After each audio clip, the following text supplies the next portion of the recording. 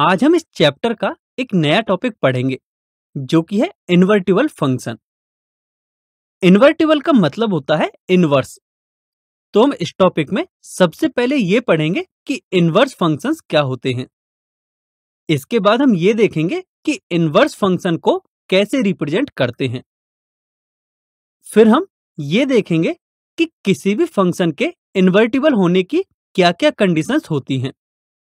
और इस टॉपिक के सबसे लास्ट में हम ये पढ़ेंगे कि इन्वर्टिबल फंक्शंस को कैसे फाइंड करते हैं। तो चलिए अब हम अपना पहला कंसेप्ट स्टार्ट करते हैं जिसमें हम इनवर्स फंक्शंस का इंट्रोडक्शन पढ़ेंगे। हम अभी तक पढ़ चुके हैं कि कोई भी फंक्शन कैसे वर्क करता है। हम इसमें कुछ इनपुट देते हैं जिसके करेस्पॉन्डिंग ये हमें आउटपुट देता है। माना इस फंक्शन में हम इनपुट देते हैं x एंड ये फंक्शन कुछ इस तरह वर्क करता है कि ये हमें आउटपुट देता है x+2। फॉर एग्जाम्पल यदि हम इस फंक्शन में इनपुट दें 3 तो यह हमें आउटपुट देगा 5। तो अब यदि हम इस फंक्शन के आउटपुट x+2 को किसी अदर फंक्शन में एज एन इनपुट दें जिससे कि हमें उस अदर फंक्शन का आउटपुट x मिले, तो जो वह अदर फंक्शन है वह इस फंक्शन f(x) का इनवर्स फंक्शन होता है।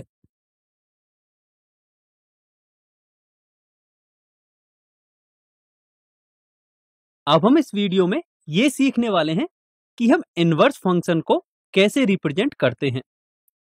माना एक सेट है x 1, 2, 3 एंड सेट y है a, b, c। तब एक फंक्शन f सेट x से सेट y में कुछ इस प्रकार डिफाइन है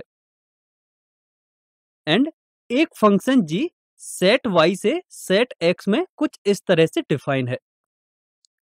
तब यदि हम कंपोजिट फंक्शन g(of) की बात करें तो g(of) ऑफ 1 होगा g(f) ऑफ 1 एंड हम देख सकते हैं कि f ऑफ 1 की वैल्यू है a, तो ये हो जाएगा g(a) के इक्वल। एंड हम यहां से क्लियरली देख सकते हैं कि g(a) इज इक्वल टू 1, तो इसकी वैल्यू हो जाएगी 1।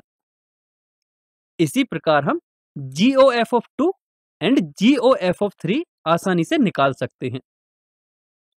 तो अब आप यहाँ क्लियरली देख सकते हो कि हमने कंपोजिट फंक्शन g(of) में जो भी इनपुट दिया है वही हमें एज इट इज आउटपुट में मिल गया है। तो हम यहां से ऑब्जर्व करके ये कह सकते हैं कि for all x g(of) of x is equal to x and since x set x का एलिमेंट है तो हम इसे कह सकते हैं कि g(of) of x is equal to identity on set x। और इसे हम कुछ इस तरह से रिप्रेजेंट करते हैं कि g(of) of x is equal to ix। अब यदि हम कंपोजिट फंक्शन fog की बात करें तो fog ऑफ a इसको हम लिख सकते हैं f of g of a and हम डायग्राम से देख सकते हैं कि g ऑफ a की वैल्यू है 1 के इक्वल, तो ये हो जाएगा f of 1 and f of 1 की वैल्यू a के इक्वल है, तो इसकी वैल्यू मिलेगी हमें a। इसी प्रकार हम fog of b and f of g of c की वैल्यू भी आसानी से निकाल सकते हैं। तो इस कंपोजिट फंक्शन के लिए भी आप देख सकते हो कि जो हमने इनपुट दिया था वही हमें आउटपुट मिला है। तो हम यहां से ऑब्जर्व करके ये कह सकते हैं कि fog of y is equal to y and it is identity on set y। तो अब हम यहां से ये कंक्लूड कर सकते हैं कि यदि कोई फंक्शन f सेट x से सेट y में डिफाइन है and function g set y से सेट x में डिफाइन है and composite function g(of) is equal to identity on set x and composite function fog is equal to identity on set y, तब function g function f का inverse function होता है। और इसे हम कुछ इस तरह से रिप्रेजेंट करते हैं कि g is equal to f की पावर -1। पावर -1 का मतलब है इनवर्स, और इसे हम पढ़ते हैं g is equal to f inverse.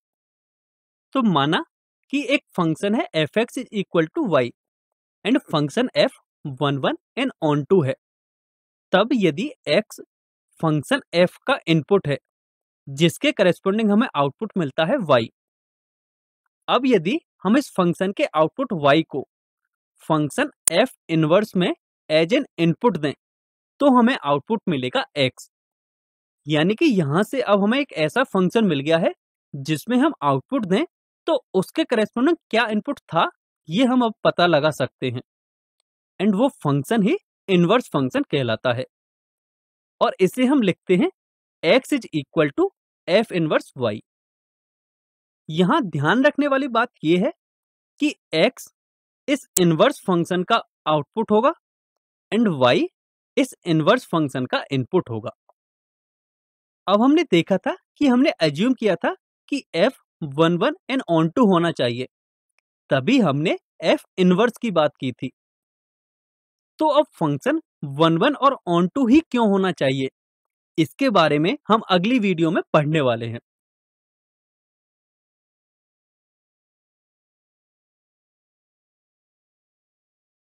इस वीडियो में हम किसी भी फंक्शन के इन्वर्टिबल होने की कंडीशंस के बारे में पढ़ने वाले हैं। अभी हमने पढ़ा था कि कोई भी फंक्शन इन्वर्टिबल तभी होगा जबकि वह one one and onto हो, यानी कि फंक्शन बाइजेक्टिव हो। अब ये कंडीशन ही क्यों होती है, इसको हम अलग अलग एग्जाम्पल से समझेंगे। माना एक फंक्शन है f जो कि सेट x से सेट y में कुछ इस प्रकार डिफाइन है कि 1a से रिलेटेड है, 2b से रिलेटेड है एंड 3 भी b से ही रिलेटेड है। तो हम यहां से देख सकते हैं कि जो फंक्शन है वह मैनी वन फंक्शन है। अब यदि हम इस फंक्शन के इनवर्स फंक्शन की बात करें जो कि सेट y से सेट x में डिफाइन होगा, तो हम यहां देख सकते हैं कि a की इमेज होगी 1 एंड b की इमेज होगी 2 एंड b की एक और इमेज होगी जो कि होगी 3। तो हम यहां देख सकते हैं कि इनवर्स फंक्शन के लिए एक एलिमेंट ऐसा है जिसकी 2 इमेजेज हैं, यानी कि यहां हमारी फंक्शन की बेसिक कंडीशन ही सेटिस्फाई नहीं हो रही। इसीलिए हम कहते हैं कि यदि फंक्शन मैनी वन है तो वह इन्वर्टिबल फंक्शन नहीं होगा। अब हम एक और एग्जांपल लेते हैं जिसमें फंक्शन f सेट x से सेट y में कुछ इस प्रकार डिफाइन है कि 1 की इमेज है b, 2 की इमेज है c एंड 3 की इमेज है d। तो यहां से हम देख सकते हैं कि इस फंक्शन की कोडोमेन ये होगी एंड रेंज ये होगी, and since codomain and range equal नहीं है तो जो गिवन फंक्शन है वह इनटू फंक्शन होगा। अब यदि हम इसके इनवर्स फंक्शन की बात करें जो कि सेट y से सेट x में डिफाइन होगा, उसके लिए हम देख सकते हैं कि b की इमेज होगी 1, c की इमेज होगी 2 एंड d की इमेज होगी 3। लेकिन हमारे पास एक एलिमेंट a ऐसा है जिसकी हमें कोई भी इमेज नहीं मिली। इसका मतलब ये जो इनवर्स फंक्शन है वह फंक्शन की बेसिक डेफिनेशन को ही सेटिस्फाई नहीं कर रहा है, इसलिए इस कंडीशन में भी फंक्शन इन्वर्टिबल नहीं होगा। अब हम एक और एग्जांपल लेते हैं जिसमें फंक्शन f सेट x से सेट y में कुछ इस प्रकार डिफाइन है कि 1 की इमेज है a, 2 की इमेज है b एंड 3 की इमेज है c। हम यहां से इस फंक्शन के लिए देख सकते हैं कि इसके रेंज एंड कोडोमेन इक्वल हैं एंड इसके डोमेन के सारे एलिमेंट्स केवल एक ही एलिमेंट से रिलेटेड हैं, इसलिए यह function one one and onto function होगा। अब यदि हम इसके इनवर्स फंक्शन की बात करें जो कि सेट y से सेट x में डिफाइन होगा, तो यहां से a की इमेज हो जाएगी 1, b की इमेज होगी 2 एंड c की इमेज होगी 3। तो हम इनवर्स फंक्शन के लिए भी देख सकते हैं कि हमारे सारे एलिमेंट्स किसी ना किसी एलिमेंट से रिलेटेड हैं और केवल एक ही एलिमेंट से रिलेटेड हैं, इसलिए f इनवर्स भी one one and onto function होगा। तो हम यहां से देख सकते हैं कि f इनवर्स एग्जिस्ट करता है, इसलिए फंक्शन f इन्वर्टिबल फंक्शन होगा। तो हम यहां से ये कंक्लूड कर सकते हैं कि फंक्शन तभी इन्वर्टिबल होता है जबकि वह one one and onto हो, तो अब हमें एक एग्जाम्पल दिया गया है जिसमें हमें कुछ functions set of ordered pairs की फॉर्म में दे रखे हैं। इसमें हमारे पास तीन अलग अलग फंक्शंस हैं, एफ, जी एंड एच, और हमें ये चेक करना है कि कौन से फंक्शन के लिए इनवर्स एग्जिस्ट करता है। तो अब आप इस वीडियो को यहीं पॉज कीजिए और इन सभी के लिए ये चेक करने की कोशिश कीजिए कि कौन सा फंक्शन इन्वर्टिबल होगा।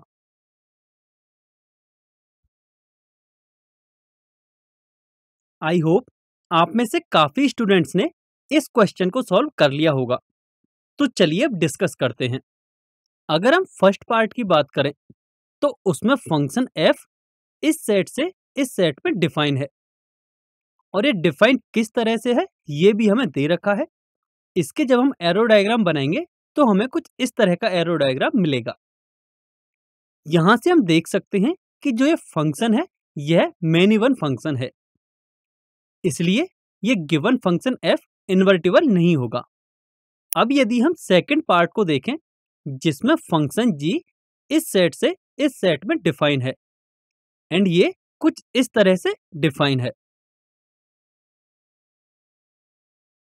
तो हम यहां से देख सकते हैं कि जो फंक्शन जी है वह many one and into function है, इसलिए फंक्शन जी भी इन्वर्टिबल फंक्शन नहीं होगा। अब यदि हम थर्ड पार्ट की बात करें जिसमें फंक्शन एच इस सेट से इस सेट में डिफाइन है और कुछ इस तरह से डिफाइन है, तो हम यहां से क्लियरली देख सकते हैं कि function H one one and onto function है, इसलिए फंक्शन एच इन्वर्टिबल फंक्शन होगा। तो since function H invertible function है इसलिए हम इसका इनवर्स फाइंड कर सकते हैं, and function F and ji invertible function नहीं थे इसलिए हम इनका इनवर्स फाइंड नहीं कर सकते।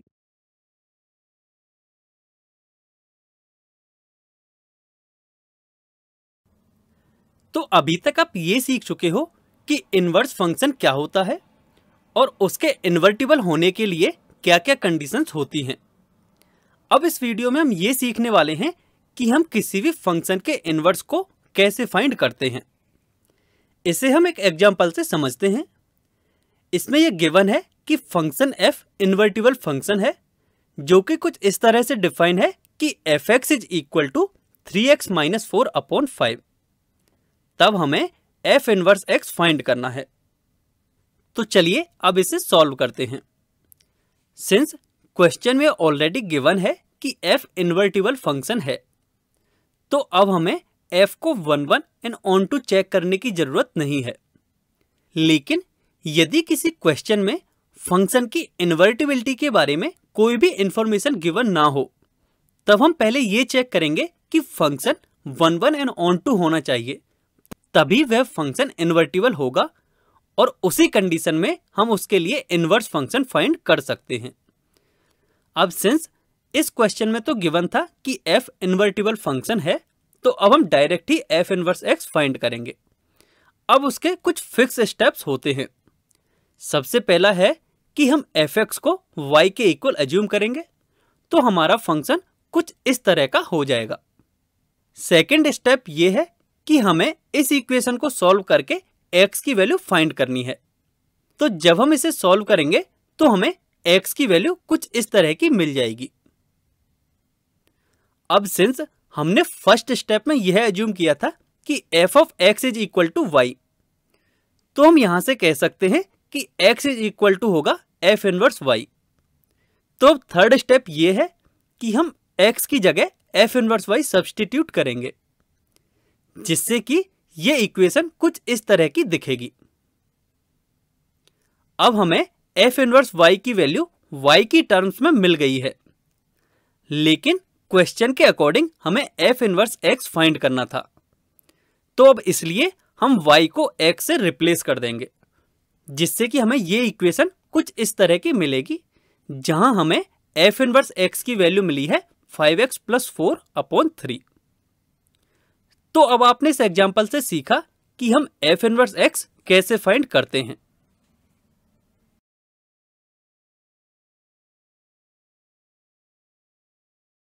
तो चलिए अब एक क्वेश्चन सॉल्व करते हैं। इस क्वेश्चन में एक फंक्शन गिवन है f(x) is equal to 4x plus 3 and ये फंक्शन f r से r में डिफाइन है, जहां r set of real numbers को रिप्रेजेंट करता है। तब हमें सबसे पहले ये प्रूव करना है कि f इन्वर्टिबल होगा एंड उसके बाद यदि f इन्वर्टिबल है तब हमें f का इनवर्स फाइंड करना है। तो चलिए अब हम इसका सॉल्यूशन डिस्कस करते हैं। हम यह क्लियरली देख सकते हैं कि जो गिवन फंक्शन है वह एक पॉलिनोमियल फंक्शन है एंड इसके रेंज एंड डोमेन दोनों ही सेट ऑफ रियल नंबर्स होंगे। अब सिंस हमें ये प्रूव करना है कि फंक्शन इन्वर्टिबल है, तो इसका मतलब फंक्शन f 1 1 होना चाहिए एंड ऑन टू होना चाहिए। सबसे पहले हम 1 1 के लिए चेक करते हैं। मान लेते हैं हमारे पास दो एलिमेंट्स हैं x1 एंड x2 एंड ये दोनों ही एलिमेंट फंक्शन f के डोमेन में बिलोंग करते हैं। Let f of x1 is equal to f of x2। अब फंक्शन की डेफिनेशन के अकॉर्डिंग जब हम उसमें x1 एंड x2 पुट करेंगे तो हमें कुछ इस तरह की एक इक्वेशन मिलेगी। इसे आगे सॉल्व करने पर हमें मिलेगा x1 is equal to x2, यानी कि हमें यहां से मिल गया है x1 is equal to x2 और हमने एज्यूम किया था f of x1 is equal to f of x2, यानी कि जो गिवन फंक्शन है वह 1 1 फंक्शन होगा। अब हम ऑन टू के लिए चेक करते हैं। हम यहां से देख सकते हैं कि इस फंक्शन की रेंज है r एंड इसका कोडोमेन भी r है। इसका मतलब गिवन फंक्शन के लिए रेंज एंड कोडोमेन इक्वल है, इसलिए यह ऑन टू फंक्शन होगा। अब since function 1 1 and onto है, यानी कि फंक्शन इन्वर्टिबल होगा, तो अब हम इसका इनवर्स आसानी से फाइंड कर सकते हैं। तो चलिए अब हम इसका इनवर्स फाइंड करते हैं। इनवर्स फाइंड करने के लिए सबसे पहले हम f(x) को y के इक्वल अज्यूम करेंगे, जिससे कि हमें मिलेगा 4x plus 3 is equal to y। अब हम इस पूरी इक्वेशन में x की वैल्यू फाइंड करेंगे, तो x मिलेगा हमें y माइनस 3 अपॉन 4। अब सिंस हमने f(x) is equal to y assume किया था, तो हम वहां से x को f इनवर्स y भी लिख सकते हैं। तो हम यहां से लिख सकते हैं f inverse y is equal to y minus 3 upon 4। अब हमें फाइंड करना था f इनवर्स x, लेकिन हमें अभी वैल्यू मिली है f इनवर्स y की। तो अब हम इस इक्वेशन में y को x से रिप्लेस कर देंगे, जिससे कि हमें f इनवर्स x मिलेगा x माइनस 3 अपॉन 4। अब यहाँ ध्यान देने वाली बात यह है कि जो f इनवर्स y है उसमें वेरिएबल है y और जो f इनवर्स x है उसमें वेरिएबल है x, यानी कि फंक्शन f के लिए दोनों ही इनवर्स होंगे। बस फर्क इतना है कि एक में वेरिएबल y है और एक में वेरिएबल x है। और हम typically f inverse x find करते हैं, इसलिए हमने इस क्वेश्चन में भी f इनवर्स x ही फाइंड किया है।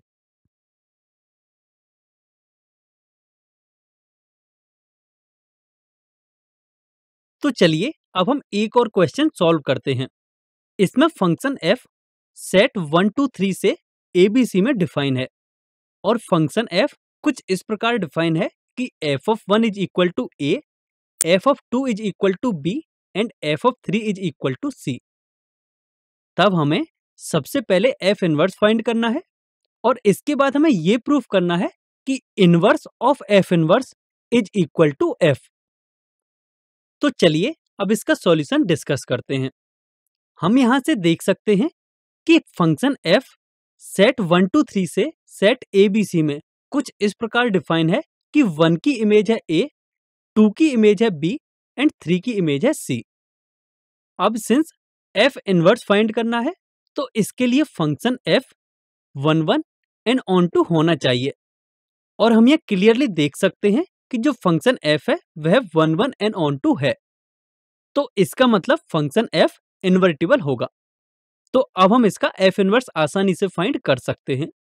तो फंक्शन का f इनवर्स सेट abc से सेट 1 2 3 में डिफाइन होगा और ये कुछ इस तरह से डिफाइन होगा कि a की इमेज होगी 1, b की इमेज होगी 2, c की इमेज होगी 3। अब ये इनवर्स फंक्शन का एरो रिप्रेजेंटेशन है। आप इन्हें सेट ऑफ ऑर्डर्ड पेयर्स की फॉर्म में भी लिख सकते हैं, जहां हमारे ऑर्डर्ड पेयर्स होंगे a,1, b,2 एंड c,3। अब हमें अगले पार्ट में ये प्रूफ करना है कि inverse of f inverse is equal to f. तो हम इनवर्स ऑफ एफ इनवर्स निकालने की कोशिश करते हैं। तो इसके लिए एफ इनवर्स इन्वर्टिबल होना चाहिए, और हम यहां से देख सकते हैं कि f inverse 1 1 and onto है, यानी कि यह भी इन्वर्टिबल है। तो अब हम इनवर्स ऑफ एफ इनवर्स निकाल सकते हैं। तो हमारा फंक्शन कुछ इस तरह से डिफाइन होगा कि 1 की इमेज होगी a, 2 की इमेज होगी b एंड 3 की इमेज होगी c। एंड सिंस हमें ये प्रूफ करना था कि inverse of f inverse is equal to f, तो हम यहां से दोनों डायग्राम से देख सकते हैं कि एफ का एरो डायग्राम और इनवर्स ऑफ एफ इनवर्स का एरो डायग्राम सेम है। इसका मतलब inverse of f inverse is equal to f हमने प्रूफ कर दिया है।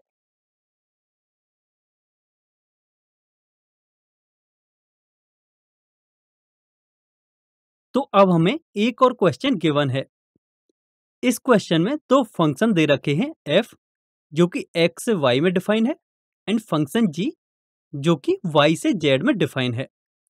एंड ये दोनों ही फंक्शंस इन्वर्टिबल फंक्शंस हैं। तब हमें ये प्रूव करना है कि इनका कंपोजिट फंक्शन GOF भी इन्वर्टिबल होगा, यानी कि हमें प्रूव करना है inverse of GOF is equal to F inverse of g inverse. तो चलिए अब इसका सॉल्यूशन डिस्कस करते हैं। सिंस हमें गिवन था कि function F and ji invertible हैं, यानी कि एफ एंड जी 1 1 भी है एंड ऑन टू भी हैं। अब हम सबसे पहले लेफ्ट हैंड साइड वाले पार्ट को देखते हैं। इसके लिए माना फंक्शन f सेट x से सेट y में कुछ इस प्रकार डिफाइन है कि 1 a से रिलेटेड है, 2 b से रिलेटेड है एंड 3 c से रिलेटेड है।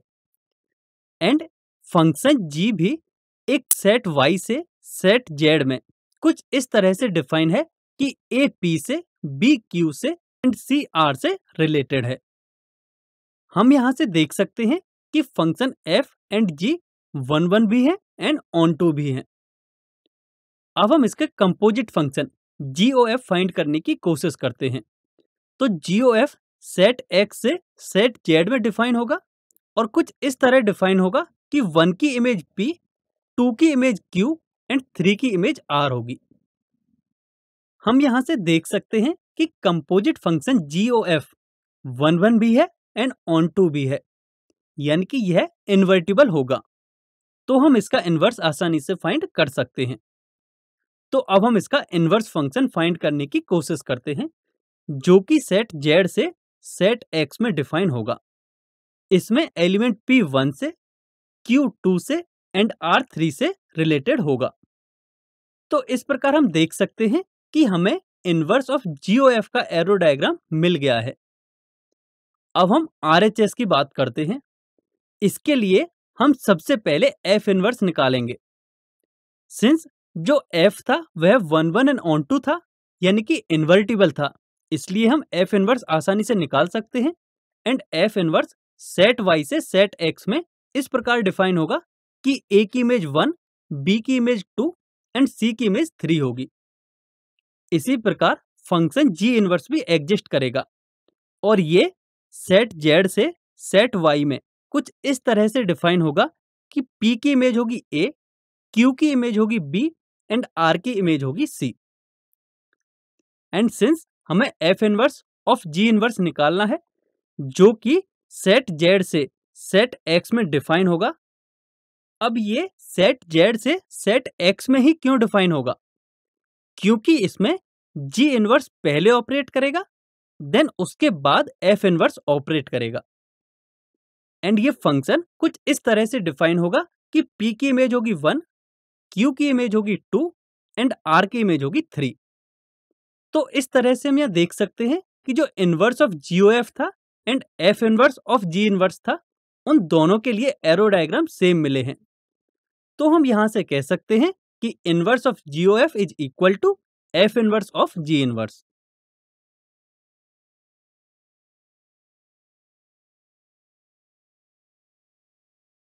तो अभी तक आपने जितने भी कंसेप्ट पढ़े हैं उन पर बेस्ड एक क्वेश्चन है। इस क्वेश्चन में एक हमें फंक्शन दे रखा है F x is equal to x square plus 4 और हमें ये प्रूव करना है कि फंक्शन एफ इन्वर्टिबल होगा एंड इसका जो इनवर्स है वह f inverse y is equal to square root of y minus 4 के इक्वल होगा।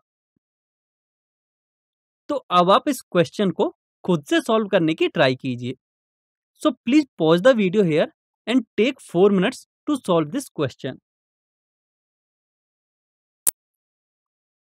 आई होप आप में से काफी स्टूडेंट्स ने इस क्वेश्चन को सॉल्व कर लिया होगा। तो चलिए अब इसका सॉल्यूशन डिस्कस करते हैं। सिंस जो फंक्शन f है वह नॉन नेगेटिव रियल नंबर्स के सेट से 4 टू इंफिनिटी में डिफाइन है। इसका मतलब इसका डोमेन होगा r प्लस एंड इसका कोडोमेन होगा 4 टू इंफिनिटी। अब सिंस हमें इसको इन्वर्टिबल प्रूफ करना है तो इसका मतलब सबसे पहले हम 1 1 के लिए चेक करते हैं। हम कोई भी दो एलिमेंट x1 एंड x2 मानते हैं जो कि फंक्शन f के डोमेन के ही एलिमेंट हैं एंड शुरू में अज्यूम करते हैं कि f of x1 is equal to f of x2। अब फंक्शन डिफाइन है हमारा एक्स स्क्वायर प्लस 4। तो जब हम इसमें वैल्यूज पुट करेंगे तो हमें फाइनली इसका आंसर मिलेगा x1 is equal to plus minus x2। अब सिंस इस फंक्शन का जो डोमेन है वह है r प्लस, इसलिए हम यहाँ केवल प्लस साइन लेंगे, माइनस साइन नहीं लेंगे। तो अब आपने देखा कि हमने प्रूव कर दिया है कि x1 is equal to x2 और हमने एज्यूम किया था f of x1 is equal to f of x2। इसका मतलब जो गिवन फंक्शन है वह 1 1 होगा। अब हम ऑन टू के लिए चेक करते हैं। तो हम इसके लिए फंक्शन की रेंज फाइंड करते हैं। उसके लिए हम फंक्शन को y के इक्वल एज्यूम करते हैं, यानी कि y is equal to x square plus 4 and जब हम इसको आगे सॉल्व करेंगे तो हमें मिलेगा x square is equal to y minus 4 and since जो फंक्शन का डोमेन है वो है r प्लस, यानी कि x बिलोंग करेगा 0 टू इंफिनिटी में। अब x 0 से इंफिनिटी में बिलोंग करता है तो x स्क्वायर भी 0 से इंफिनिटी में ही बिलोंग करेगा। इसका मतलब इस इक्वेशन में जो लेफ्ट हैंड साइड है वह तो नॉन नेगेटिव है, तो फिर राइट हैंड साइड भी नॉन नेगेटिव होगी, यानी कि y minus 4 is greater than equal to 0। जब हम इसे सॉल्व करेंगे तो हमें y के लिए एक इंटरवल मिलेगा जो कि होगा 4 टू इंफिनिटी। तो हम यहां से देख सकते हैं कि जो हमारी रेंज है वह कोडोमेन के इक्वल मिली है। इसका मतलब गिवन फंक्शन ऑन टू होगा। तो अब हम गिवन फंक्शन का इनवर्स आसानी से फाइंड कर सकते हैं। इसके लिए हम फंक्शन को सबसे पहले y के इक्वल अज्यूम करेंगे और इसे x के लिए जब सॉल्व करेंगे तो हमें मिलेगा x is equal to plus minus square root of y minus 4। Since यहाँ गिवन है कि जो x की वैल्यू है वह हमेशा ही नॉन नेगेटिव होगी, इसलिए हम यहाँ भी x की केवल नॉन नेगेटिव वैल्यू ही लेंगे जो कि मिलेगी x is equal to square root of y minus 4।